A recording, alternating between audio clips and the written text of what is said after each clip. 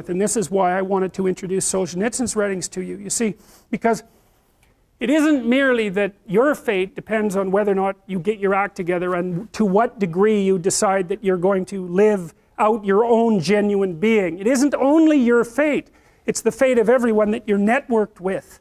And so, you know, you think, well, there's 9 billion, 7 billion people in the world. We're going to peak at about 9 billion, by the way, and then it'll decline rapidly. But 7 billion people in the world, and who are you? You're just one little dust mote among that 7 billion. And so it really doesn't matter what you do or don't do, but that's simply not the case.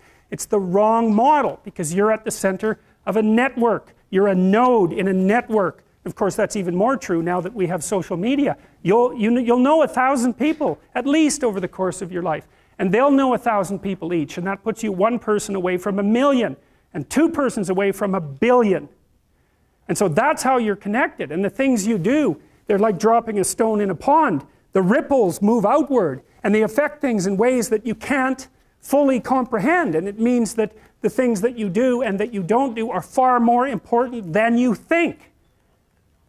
And so if you act that way, of course, the terror of realizing that is that it actually starts to matter what you do. And you might say, well, that's better than living a meaningless existence. It's better for it to matter. But I mean, if you really asked yourself, would you be so sure if you had the choice? I can live with no responsibility whatsoever. The price I pay is that nothing matters. Or I can reverse it and everything matters. But I have to take the responsibility that's associated with that. It's not so obvious to me that people would take the meaningful path. You know, when you say, well, nihilists suffer dreadfully because there's no meaning in their life, and they still suffer. Yeah, but the advantage is they have no responsibility. So that's the payoff, and I actually think that's the motivation. Say, well, I can't help being nihilistic. All my belief systems have collapsed. It's like, yeah, maybe. Maybe you've just allowed them to collapse because it's a hell of a lot easier than acting them out.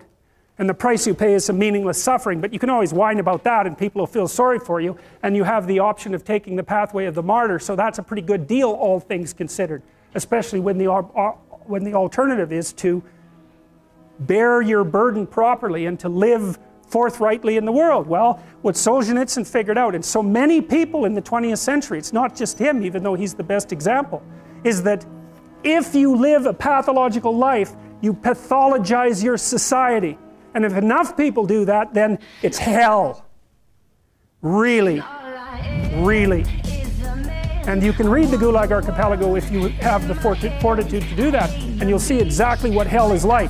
And then you can decide if that's a place you'd like to visit, or even more importantly, if it's a place you'd like to visit and take all your family and friends. Because that's what happened in the 20th century.